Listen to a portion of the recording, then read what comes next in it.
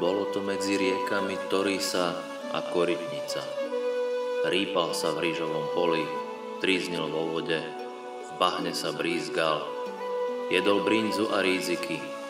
Ryšavý stríc koryto skryl, zobral riel a začal rysovať, peru si hrísť.